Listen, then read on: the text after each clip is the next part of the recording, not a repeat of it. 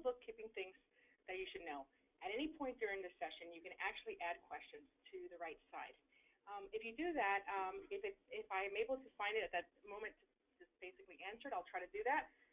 We'll also be looking at our Twitter feed. There's on the bottom you can see of this specific screen, you can see that there's two different things. So our handle is @KeyLimeInteract. If you could kindly hashtag it with KLI events, that would be easy for us to find, and we would appreciate it. But if you prefer to just put it inside the actual window, that's fine. Happy St. Patty's Day. By the way, we're both wearing green, as you can see. We're doing our colors. Lime is our colors, right? So a couple of things. Let's just go ahead and talk about us. So Key Lime, as many of you know, is a full-service research firm. Our superpower is strategy. We do a lot of persona work. We do a lot of journey map. We do a lot of moderation, and then we also do competitive benchmarking and analysis. And so these are the things that our clients look for us to help them with. We run probably upward of 10,000 sessions a year.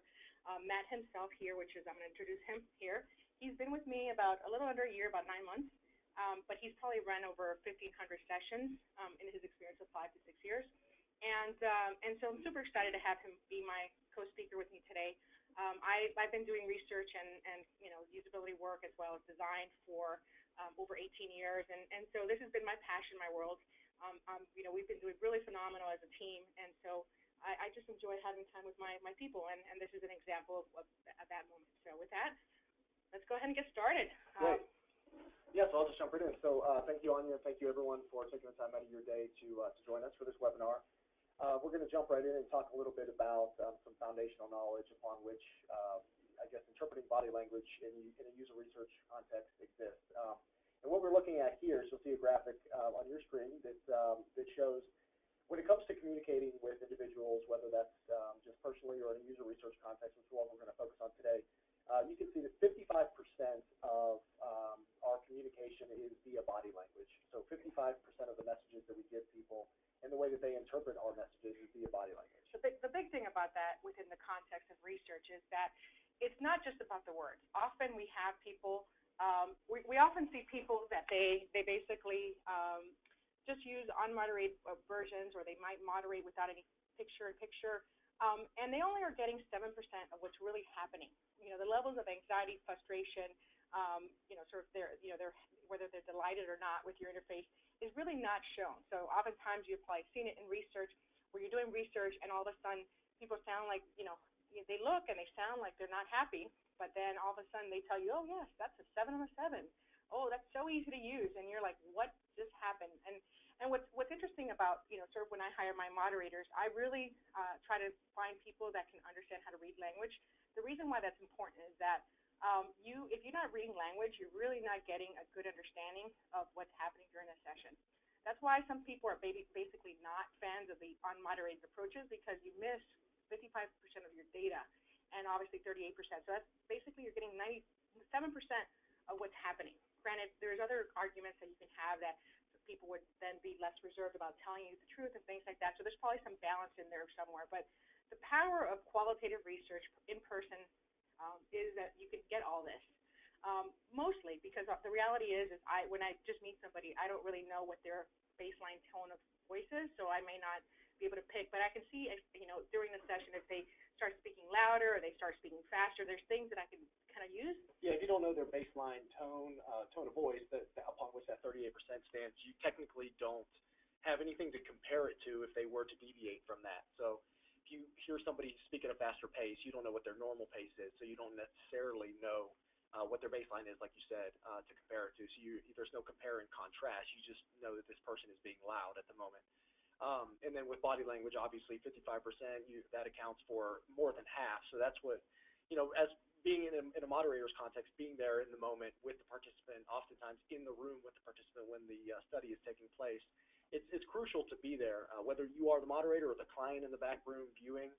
Being able to see the user interact with a product or a device is just crucial, because you're able to pick up on so much more than you are if it were to be like a remote unmoderated test.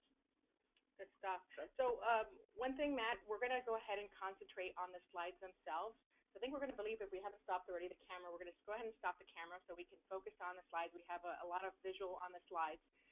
At the end, we're going to come back and we'll go ahead and get the camera back on so you see our green on, our St. Patty's Day and Key Lime Day. Key lime green, yeah. There you go. So with that, I'll let you continue. Okay, perfect. So like we said, what we're going to discuss today is 3 relevant emotions to pick up on, 3 important emotions, not the only 3, but 3 very important ones to pick up on as a moderator in a user research session, and those 3 are confidence, confusion, and frustration. So what we're going to do at this point is we're going to jump into some slides where we actually see photos of individuals giving off some sort of gesture or taking some sort of form of body language that conveys the messages of consistent with confidence, confusion, and frustration. So we're going to start with confidence. So the first photo that we see here, this is an individual. This is an individual taking a pose that, with his hands on his hips, this is considered a dominant position that male or females make, and it's like I forgot to mention a minute ago, this can take place. These body languages that we're going to show you, these can take place with a person or a participant sitting or standing. I know we've done many research sessions where the individual, whether we're studying a kiosk or an ATM, and where the person is standing versus like a desktop website or a mobile app, the person is sitting. These different poses, we're going to look at some standing and some sitting. And as a preview, Matt, so if I may, you see in the first picture here, you see this gentleman. He's standing in sort of that power pose, if you will, and he's and if you can see his face too, this is sort of a preview because this session is one of 3 that we're going to do. In the next session, we're going to really do a deep dive in sort of the emotional facial expressions, but I just want to kind of give you a little bit of flavoring with that. So if you look at his face, yes, he's in a power pose, but he's also very contemptuous. Now, granted, there's about 7 universal emotions for facial expressions, and not everybody sort of agrees with 6 or 7. But the bottom line is that I may look at that picture and I may read it in one way. I may read him as he's doing contempt, right? And for the most part, you know, that's sort of the real science of this, right? Is being able to be able to look at stuff. And the reason why I would say that is if you notice the left side of his mouth is a little bit to the left. He's raising it a bit. So he's basically kind of moved a little bit, and that's usually one of the indicators that he's probably maybe contemptuous. Even though he's in a confident pose, whatever he's hearing, he's kind of potentially contemptuous. Yeah, and I'm glad you mentioned that. So the facial expression aspect of all of this is obviously something that we're going to deep dive into in the next 2 sections, or the next 2 presentations that we give in this 3-part series on body language. So thank you for sharing that, Ania. So like I said, this first pose, obviously, hands on the hips. This is one form of body language that individuals take, one gesture that they make when they feel confident about either the topic that they are discussing or what they're looking at. Tell me about the second one there. So the second one is a pose where the individual has their arms crossed. This is also a dominant position that individuals take when they either feel confident about what they're discussing. So in a user research context, this is something that can take place whether you are asking the person to interact with something and they make this gesture in the midst of interacting with the product or the device, or this could take place after interaction and when they're simply discussing with you something related to what they just got done interacting with. Either way, it's a pose that gives off a level of confidence. Thirdly, we see this individual with the hands clasped in front of the body. This is a common position that military personnel and high-ranking political officials often make. It's obviously what it is it's a pose that individuals take when they, like the previous 2, feel confident about what they're discussing or want to give off to their audience that they feel confident about what they're discussing, and they're taking this dominant pose. The next emotion that we're going to discuss is confusion. So we're looking at the first photo here. We see an individual with his hand raised, and he's scratching the top of his head. This is often a subconscious move that individuals make when they have experienced some level of confusion with something, whether it's something they're reading they don't understand or something they're interacting with, it's not working the way they expected it to. People will subconsciously raise their hand. They don't necessarily have to physically be scratching the top of their head like you see here in this photo, but subconsciously people will bring their hand towards the upper region of their body and their head to indicate some level of confusion. You'll see all these pictures, everyone's like forehead between their nose, like their eyebrows, it's kind of wrinkled. That's sort of usually an indicator from a facial expression that there's some sort of level of confusion and things like that. Yeah, and as the moderator too, that's obviously something else that we pick up on here is making sure that the facial expressions that the users make are consistent with the other body language that they're giving off. So that, like you said, the furrowing of the brow is something that's consistent with confusion. The second photo here is a very common one that we see, whether it's in conversation with someone or in a user session. A biting of the fingernails is often a gesture that individuals make when they feel confused about something. Something's not working the way they expected it to. It's a subconscious move that individuals make when they feel nervous or a lack of confidence, if you will. And then thirdly, we see this individual, it's more of a direct, I guess, form of body language, raising the two hands with palms raised towards the sky, almost giving off a what's going on here type mentality. This individual, and then you can see with the facial expression as well, there's a decent level of contempt on this individual's face. He's giving off the idea that he's confused about something that's happening. Something's not working the way that he expected it to, and he's basically asking what's happening here. The last emotion that we're going to talk about is frustration. So similar to confusion, what frustration is usually frustration stems from a level of confusion that was prolonged for whatever reason. So there was some level of confusion that exists, and it was for a prolonged period of time, so it led to a level of frustration. You can see in this first photo the individual is working on the computer here, and he's raised his hand to his forehead. He sort of leaned forward, kind of in an almost like a depressed type. Whatever they were working with wasn't working the way they expected it to. So they're trying to, I guess, almost not give up, but they're examining something on the screen and trying to figure out what's going on. The second photo here, similar to the previous slide when we looked at confusion. This is an individual sort of, you can tell, is raising his hand, sort of asking the screen, well, what's going on? Perhaps this individual is working on something went wrong, and he can't figure out a solution to it.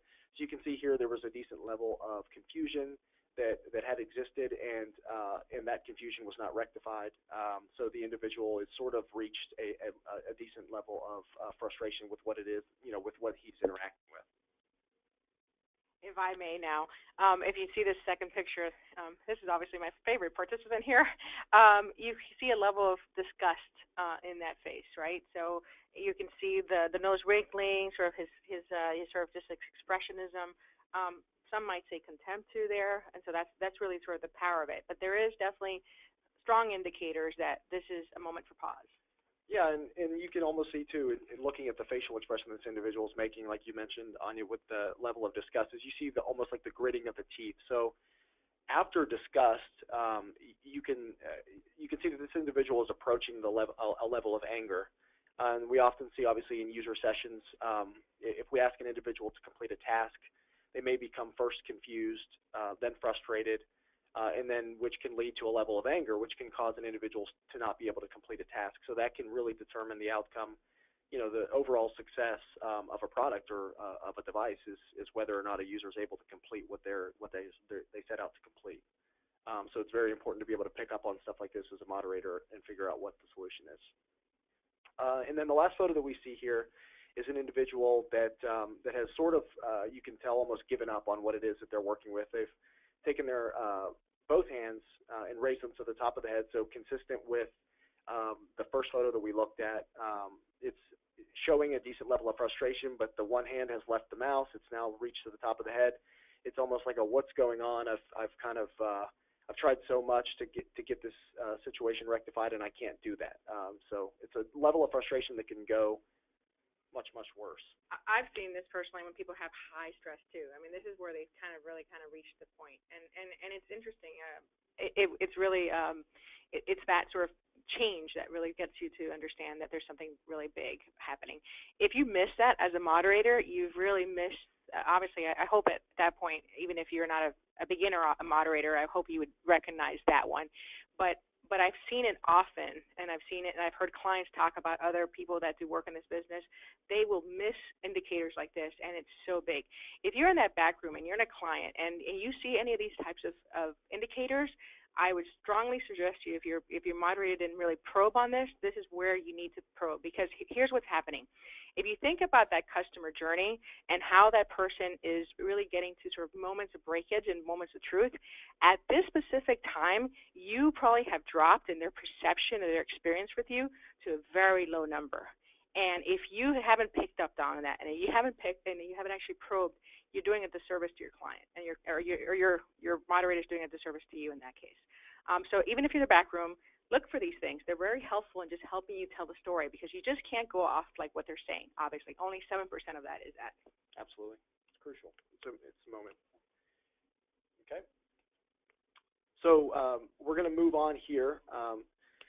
Before we jump into the next set of slides, it's important as a moderator to watch your own body language, watch your own verbal language, watch your own body language, and exemplify a decent level of neutrality when you're interacting with a user. So if you see a user expressing a decent level of confidence or happiness, whether it's happiness or frustration, either way, we want to make sure that you don't mirror the participant and give off any idea that what they're doing is correct. You want to maintain neutrality so that you don't bias the participant. So what we're going to do now is we're going to jump into some slides that give some tips on what to do as a moderator when you see a participant either adjust their posture or make a certain facial expression or hand gesture. We're going to talk about some examples with some before and after photos here. So we're going to start with what to do when a participant adjusts their posture. So what you can see here is you see an individual on the left that's interacting with something on the computer, just kind of in a normal basic neutral type pose in a facial expression. And then the after photo, you can see that they've raised their hand to their face. It almost looks like they're a little bit concerned with something or they're examining something. So what you want to do here as a moderator when you view something like this is you want to obviously allow the individual, the participant, to complete their thought if they're in the process of articulating something, but take the opportunity when you can to interject and ask, so I noticed that you did this. Talk to me a little bit about what's going on here. And that way you're able to prompt them to discuss what's happening on the screen. They may be in the middle of a task. They may be reading something they're trying to get a little bit more in depth on. And what you're doing here is you're trying to determine the root cause behind why they adjusted their posture, why they did what they did. The next example here, this is a very subtle one, but a very important one, obviously, that we're going to elaborate on, like we said, in the next 2 parts of this 3-part session. This is purely a change in facial expression. So you can see this individual on the left has got his right hand on the mouse, left hand on the keyboard. Same thing in the after photo on the right, but you can see the furrowing of the brow on the right. The cheeks are raised a little bit, almost to symbolize this individual is confused or examining something a little bit deeper. Maybe they encountered something while reading something on the page, or they're in the middle of a process and something's just not working exactly the way expected it to. It's always important to create rapport with the individual and maintain a good level of rapport while not mirroring the participant. So a good probing question here, a good open-ended question to ask is so talk to me about what you're thinking about here. What's going on here? This will allow for the participant to share what's going on the screen without you biasing the participant. Another thing, too, that's very important here when you see something as subtle as this is to probe on the emotional state of the user. And a good way to do that is to, after you ask about what's going on and they explain to you what's taking place on the screen, you can probe to their emotional state by saying, so talk to me about how that made you feel. So this is sort of after you discuss what's going on and why it made them feel that way. So it's always good to gauge where the participant is emotionally as they go through this process. I want to add here a question that was brought on, which I think is a good time to just interject with this. So the question that was posed was, during one task, there may be different expressions, mix of frustration, confidence, confusion. How do we analyze and make sense of this data? I think the big thing here is, and I'll let you answer in a moment, Matt, is if you think about the customer journey, I talked a little bit about that earlier. Obviously during the session, they're going to probably go through you're right, they're going to go through a myriad of expressions and how they feel, how they think. That is the power, right? So being able to tag your So what I like to do is I always like to have, when possible, the note taker in the room, and they already know the script. My moderators already know what they're going to be asking. They're not looking at the questions. That's not really. We want to basically create markers, and we basically almost do the journey of the specific task and mark it up and down as we think they're doing things. Now, we've also, for those that may remember, we actually have this other methodology called the mood meter, which if we need to get those nonverbal cues and we want to be able to read on those and we don't want to just make guesses, we allow the user, and there's another webinar on this, we allow them to basically, with an application that we have, basically map their journey, if you will, so that they don't have to verbally say it, because like I said earlier, 7% is really not a lot of data. And so with that, there's sort of the mix. If it makes sense, we'll bring in the mood meter so that they can almost map themselves during that specific task. We especially like that when we're doing like a product and an out-of-box experience, because there's so much going on, so much to that brand of just buying a product and having it out, box it out the first time. But the power here is, if you're a note taker, if you're a moderator and you're not taking account this, is you're missing so much data. Yeah, and I don't have much more to add to that. It's a perfect way of answering that question. But I will just add that obviously there's always going to be a mix of emotions. There's usually always, I should say, a mix of emotions: frustration, confusion, confidence. I'll add to, just in terms of like the customer journey from start to finish, we call them the moment of truth, if you will. Throughout the customer journey, there's many moments of truth. A moment of truth can be confidence, or it can be frustration. So maximizing the times throughout a customer journey where an individual feels confident obviously is ideal, but being able to rectify the moments where an individual has become frustrated and also confused. I mean, if an individual becomes confused, what can we do at that moment to reverse the trend and not let that lead to a level of frustration is obviously key. So the next one we're going to look at here is on hand gestures. So you can see here this individual on the left is interacting with something on the page. And then on the right, you see he's got his hand raised, similar to some of the photos that we looked at earlier with confusion and frustration. Typically, when an individual makes a move like this, you can see he's sort of leaning towards the computer. Perhaps he was trying to read something that didn't make sense. He tried to read it again. It still couldn't make sense of it. Or he was trying to complete some sort of task and he hit some sort of roadblock that he couldn't get across. A good thing to do here as a moderator is allow the individual, obviously if they're articulating something, to finish their thought, but jump in when you have the opportunity to and just say, so talk to me about what's happening, because clearly there's something that has taken place on the screen that's past confusion and has led to frustration. So you can just simply say in an open-ended way, talk to me about what's happening or what just happened there. And then a good thing to do, obviously, after they explain that to you, say, so what could be done to make that more clear? How can we fix this? And then lastly, we're going to look at certain facial expressions. When individuals make certain facial expressions, you can see here on the left, the individual is interacting with something kind of just has a normal, neutral look on her face. And on the right, you can see that clearly there was something they saw or something that occurred on the screen that's either amused them or was comical in some way. It's important not to mirror the participant too much here by laughing along with them, but you want to make sure that you make sense of why they're laughing or why they became amused. So a good question to ask is, I noticed you smiled or laughed. Talk to me about that. What happened there? So you ask the user to elaborate a little bit on the content so that you can determine whether it was just funny or whether it's also useful at the same time. So you can see in this case, this is Jennifer's RSVP, and you can see her expression of happiness, right? And so that goes in line, and those are to the earlier point. That's sort of the heightened point of your journey within that certain scenario or task. With that, let's go ahead and start the Q&A. We're right on point. We have 5 minutes left. I'm going to go ahead and start the camera again so that we can you can see us and see our green on.